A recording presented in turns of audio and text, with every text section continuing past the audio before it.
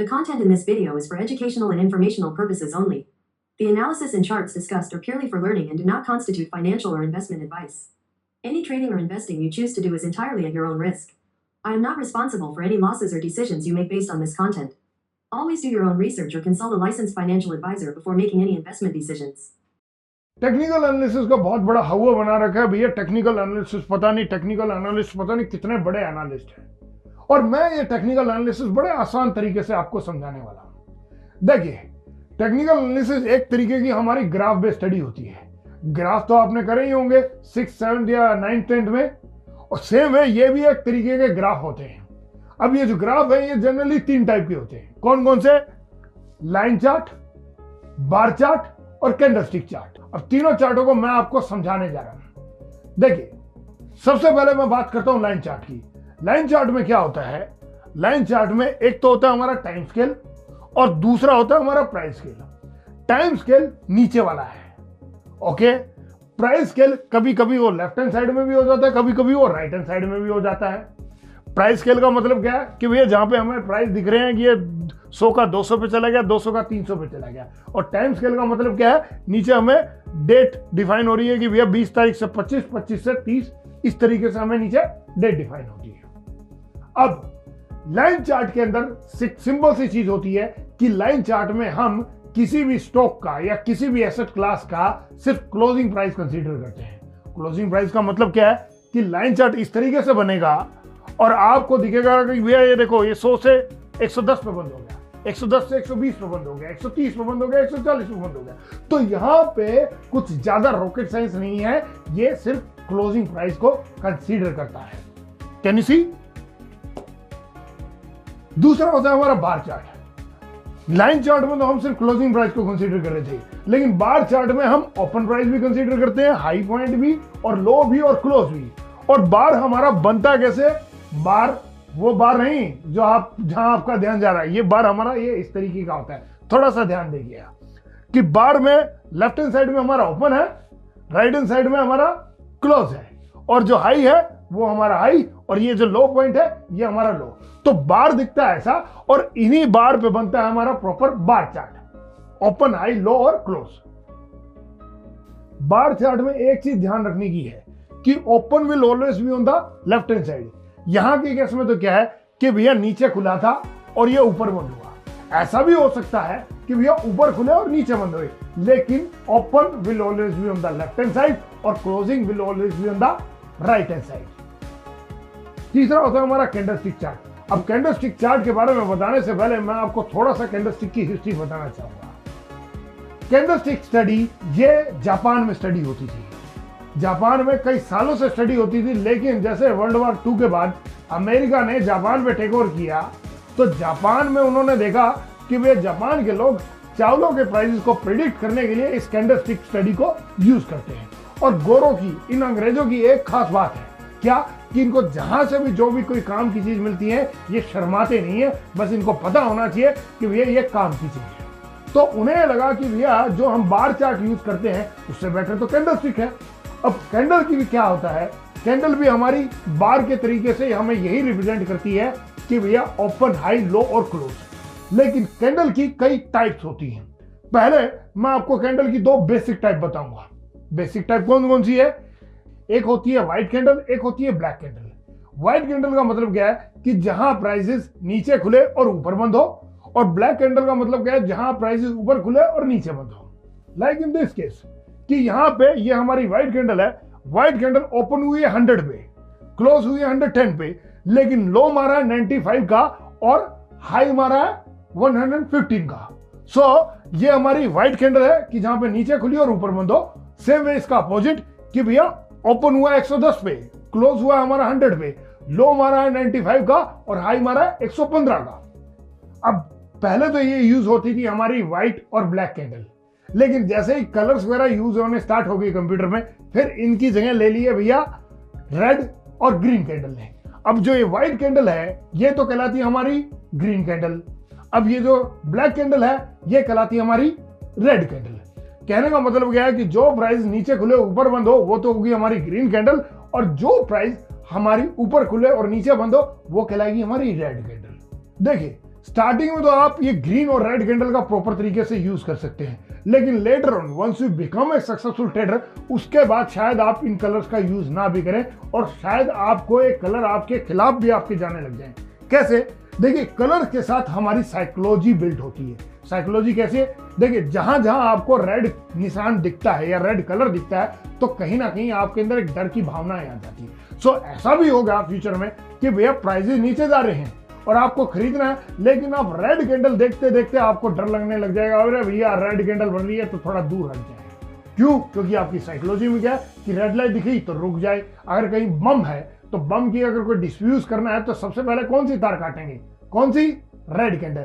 तो कहीं ना कहीं हमारे लाल के साथ थोड़ा सा डर है और उस डर की वजह से हम कई बार सही टाइम पे इन्वेस्ट नहीं कर पाते हैं। सो स्टार्टिंग में आप ग्रीन और रेड का जरूर यूज करिए, एक बार फेमिलियर हो जाएंगे तो फिर शायद आप इसे अवॉइड कर सकते हैं ना। अब ये तो थी हमारी बेसिक टाइप। अब मैं आपको बताने जा रहा हूं कैंडल की डिफरेंट टाइप, और इन डिफरेंट टाइप के साथ हमें यह समझना है कि भैया कैंडल क्या कहने की कोशिश कर रही है। देखिए, अब ये जो सारे नेम है जो मैं आपको कैंडल के बताने जा रहा हूं, ये सारे जापानीज नेम है और ये आसानी से याद नहीं होते हैं। और कहना शेक्सपियर का कि भैया नाम में क्या रखा, आप जज्बात को समझिए। तो ये जो कैंडल जो कह रही है वो हमें समझने की जरूरत है राधे की सिर्फ नाम को। फिर भी मैं आपको यहाँ पे नाम जरूर बताऊंगा ना। लाइक दिस वे, ये है हमारा मारुबुजो। मारुबुजो का मतलब क्या है कि देखिए, ओपन हुआ 100 पे और क्लोज हो रहा है 110 पे, और ओपन ही हमारा लोवेस्ट पॉइंट है और क्लोज ही हमारा हाईएस्ट पॉइंट है। यहां क्या हुआ है, मार्केट खुलते ही बेसिकली लोगों ने बाइंग स्टार्ट करी। अब वो बाइंग जो है वो लगातार कंटिन्यू रही थ्रू आउट द डे, वो कंटिन्यू रही और it and up at the highest point of the day, और वही हमारा बेसिकली क्लोज हुआ। तो कहीं ना कहीं जो बायर थे वो लगातार यहाँ पे बाय करते रहे। अब इन बायर्स को हम बुल्स भी कहते हैं और जो सेलर हैं उनको हम बियर्स भी कहते हैं। अब ये जो बुल्स और ये जो बियर हैं ये अलग नहीं है, ये होते एक ही इंसान है। कि मान लीजिए आज मैं खरीद रहा हूं तो आज मैं बुल हूं, और कल अगर मैं बेच रहा हूं तो मैं बियर बन गया। तो इस केस में क्या हुआ है, यहां पे जो बुल्स हैं उन्होंने लगातार बाइंग, सुबह मार्केट खुलते ही बाइंग उन्होंने स्टार्ट करी और कंटिन्यू बाइंग चलती रही और through out the day buying continue रही और क्लोजिंग भी हाईएस्ट पॉइंट पे हुआ। तो ये कहलाएगा हमारा ग्रीन मारुबुजो और सो कॉल्ड व्हाइट मारुबुजो कि भैया प्राइसेस खुले और उसके बाद चलते रहे।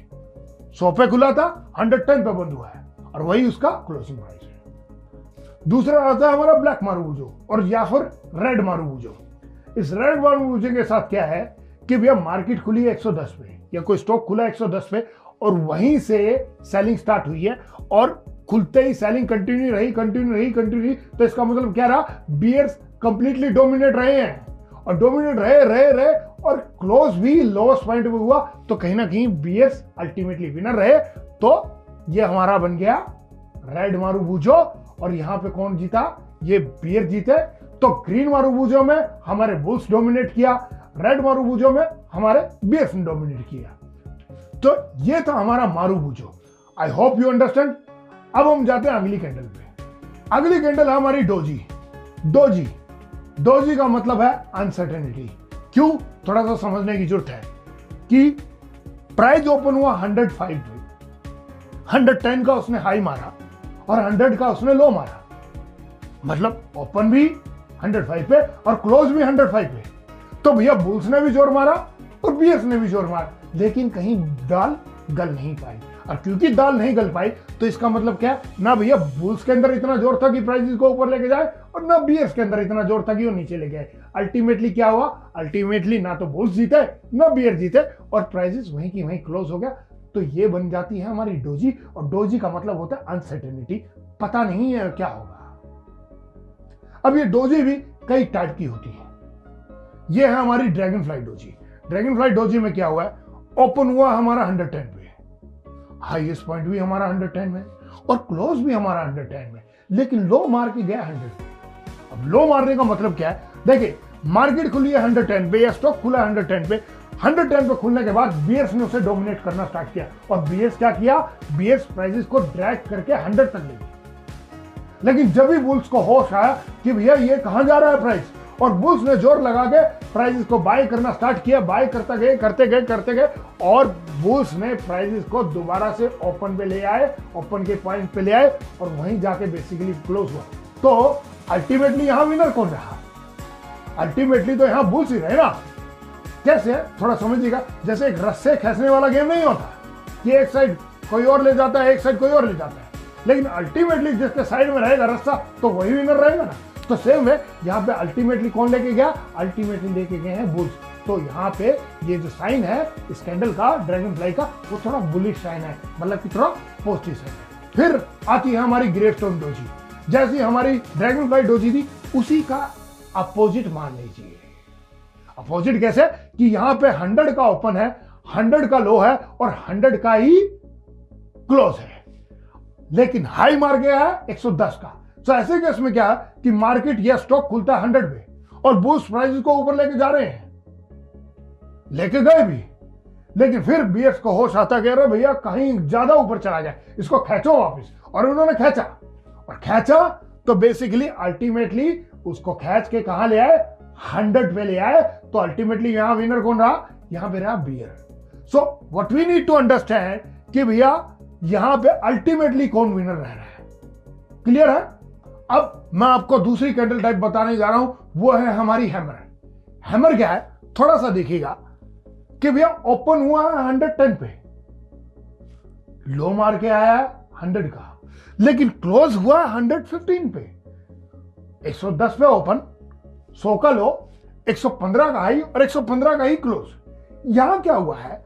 यहां पे खुलने के बाद, मार्केट खुलने के बाद या स्टॉक खुलने के बाद बीएस प्राइसेस को नीचे लेके गए 100 तक ले गए, लेकिन 100 पे बुल्स को होश आया कि भैया प्राइसेस तो काफी नीचे चले गए और बुल्स ने क्या किया? बुल्स ने प्राइसेस को खींचना स्टार्ट किया और जैसे ही बाइंग उन्होंने स्टार्ट करी और बाइंग करते करते करते वो ओपन तक तो ले ही गए, लेकिन ओपन से भी अच्छा खासा ऊपर बंद किया। सो अल्टीमेटली बुल्स यहां पे विनर है। तो जैसे ड्रैगन फ्लाई डोजी में था कि वे बुल्स यहां पे विनर है, इस कैंडल का मतलब क्या है? ये ड्रैगन फ्लाई से भी कहीं थोड़ी बहुत ज्यादा पॉजिटिव है, क्योंकि यहां पे प्राइसेस नॉट ओनली ओपन तक आया था बल्कि ओपन से भी ऊपर बंद हुआ है। Got it? ऐसे ही इसका दूसरा अपोजिट होता है, वो होता है इन्वर्टेड हैमर। इन्वर्टेड हैमर में क्या हुआ है? ओपन हुआ 100 पे, हाई मार गया है 110 का, लेकिन क्लोज हो रहा है 95 का और 95 का लो। बुल्स प्राइस को ऊपर लेके गए, बियर्स को होश आया कि भैया इसे काफी ऊपर चला गया, इसको नीचे ले गए और जैसे ही नीचे ले गए नॉट ओनली ओपन तक ले गए, लेकिन ऊपर से भी अच्छा खासा नीचे बंद हुआ। As compare to gravestone doji ये उससे भी कहीं ज्यादा बेरिश साइन है। So what I mean by that कि यहां पे समझने की जरूरत है, यहां पे समझने की जरूरत है कैंडल की साइकोलॉजी की। भैया वो कैंडल क्या कहने की कोशिश करिए, रादर देन कि हम ये सोचें कि भैया इसको नाम को क्या। अरे भैया अगर देखिए टेस्ट देना है तो मैं आपको अलग तरीके से करवाऊंगा, लेकिन अगर चार्ट समझना है या ट्रेडर समझना है तो कैंडल को समझिए, कैंडल क्या कहने की कोशिश करिए। अब ऐसे ही और भी दूसरी टाइप की कैंडल होती है। एक होती है हमारी ये 4 टाइम डोजी। 4 टाइम डोजी कि भैया ओपन हाई लो क्लोज सारा सेम। कैसे? ये कब होता है? ये जब होता है जब बेसिकली सर्किट लगता है कि भैया ओपन भी 100 पे, क्लोज भी 100 पे और लो भी 100 का। सो ऐसे केस में क्या है? ऐसे केस का मतलब क्या है? इसमें कोई ट्रेड ही नहीं हुई है। अब ये जो सर्किट है, ये सर्किट कहां लगता है? ये सर्किट उन स्टॉक्स में लगता है जिनमें एक्सचेंज ने लिमिट तय कर रखी होती है कि भैया ये स्टॉक ना तो 5% से ज्यादा चढ़ेगा ना ये 5% से ज्यादा गिरेगा। तो ऐसे केस में यहाँ पे प्राइसेस यहाँ तो या तो सिर्फ यहाँ पे बायर खड़े होते हैं या फिर यहाँ पे सेलर खड़े होते हैं। और इस सर्किट की कहानी को भी मैं आगे जाके आपको समझाऊंगा, लेकिन फिलहाल एक सिंपल सी बात यहाँ ये समझ लीजिए कि भैया जहां कोई ट्रेड नहीं हो रही तो वहां बन जा रही है 4 टाइप डोजी। सो गाइस ये कुछ टाइप थी, बेसिक थी, जो टेक्निकल एनालिसिस में हम यूज करते हैं। अब टेक्निकल एनालिसिस में फर्दर भी बहुत सारी स्टडीज है और इन स्टडीज को मैं आपको बताने जा रहा हूं इस चैनल के लिए। सो गाइस इस चैनल को सब्सक्राइब जरूर करिए और इस वीडियो को जितना ज्यादा शेयर करेंगे उतना ही आपका भी भला होगा और लोगों का भी भला होगा। क्यों? क्योंकि हमारे हिंदुस्तान में फाइनेंशियल एजुकेशन है बहुत ज्यादा पुअर और लोगों का भला होगा आप जितना इस वीडियो को शेयर करेंगे। Stay tuned to this channel. Thank you so much.